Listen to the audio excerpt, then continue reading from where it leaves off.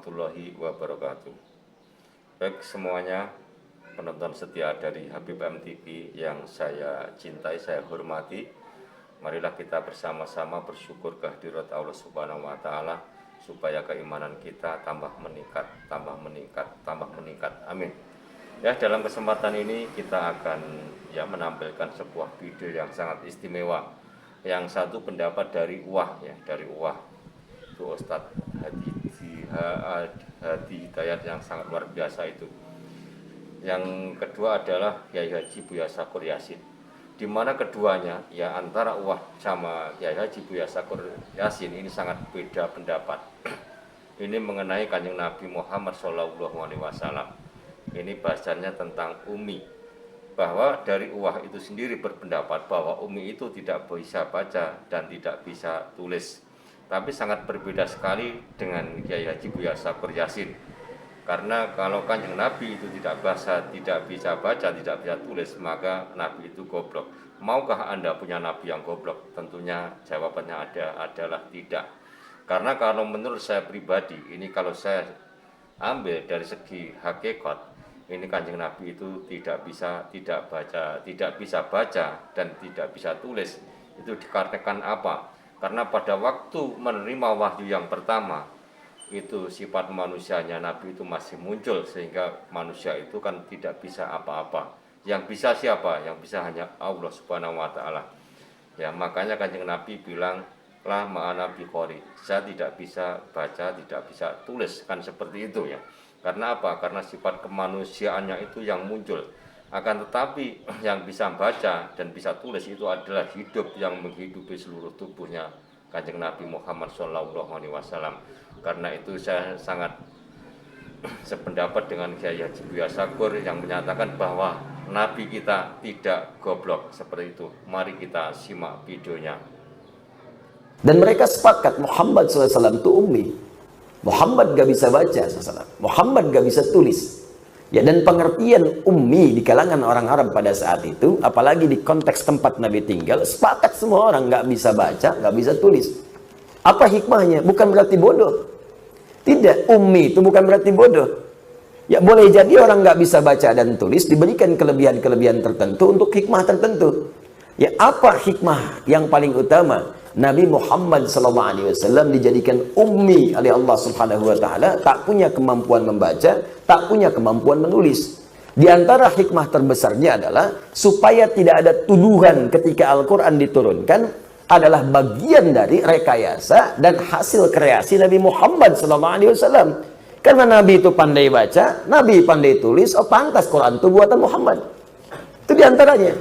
Makanya ketika wahyu turun pertama kali untuk membuktikan apakah yang dimaksud ummi itu bukan Nabi yang keturunan Bani Israel, ataukah ummi itu tak bisa baca dan tulis, perhatikan bagaimana ketika ayat pertama diturunkan. Apa ayat pertama itu? Iqra bismi rabbikal ladzi khalaq. Ketika kalimat iqra turun, iqra. Apa jawaban Nabi? Sepakat semua riwayat.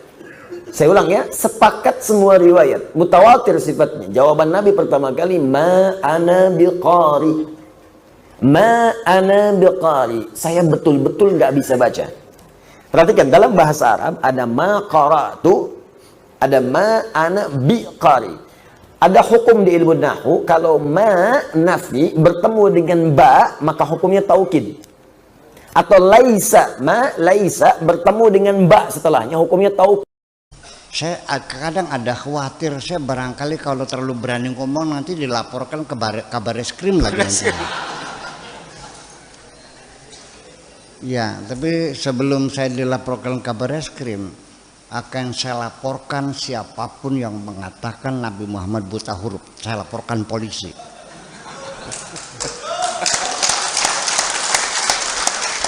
Karena ini menghina Nabi saya. Karena buta huruf ini identik dengan goblok. Kalau ada anak itu disuruh ini salah, suruh lagi salah, sebenarnya salah, dasar buta huruf loh. Artinya apa buta huruf tuh? Goblok.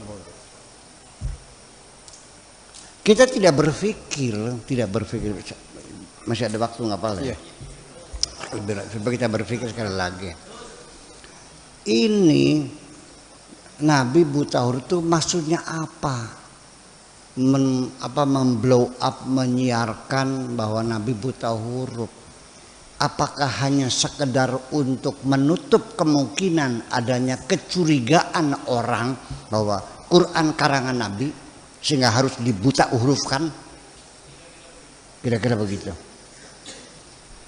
Sekarang saya nanya, ketika Nabi ada di Wahira, ini kan hadis, Nabi lagi bertapa, datang malaikat Jibril terus Iqra.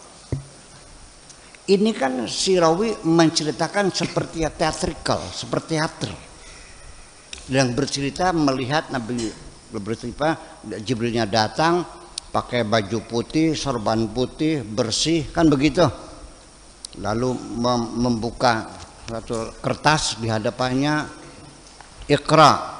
Lalu jawabnya, ini kan tidak menceritakan Nabi pada suatu hari ketika saya sedang khalwat, tiba-tiba saya, kan bukan Nabi yang cerita. Ini orang yang cerita, apa dia hadir di gua itu? Ini kan persoalan. Sudah, ini kita berpikir, pakai jubah, pakai sorban, jahitnya di mana? Kayaknya tetoran apa tetrek? Terima kasih, itu tadi pendapat dari Ustadz Hadi Hidayat dan pendapat dari Kiai Haji Buya Sakur yang sangat istimewa. Kalau saya pribadi dari Habib MTP lebih setuju pendapatnya Kiai Haji Buya Sakur Yasin daripada Ustadz Hadi Hidayat. Karena apa? Karena Nabi kita bukanlah Nabi yang bodoh, akan tetapi Nabi kita adalah Nabi yang cerdas, otaknya sangat cerdas, melebihi dari otak semua manusia. Dan beliau adalah manusia yang paling mulia di jagat raya ini sepanjang masa.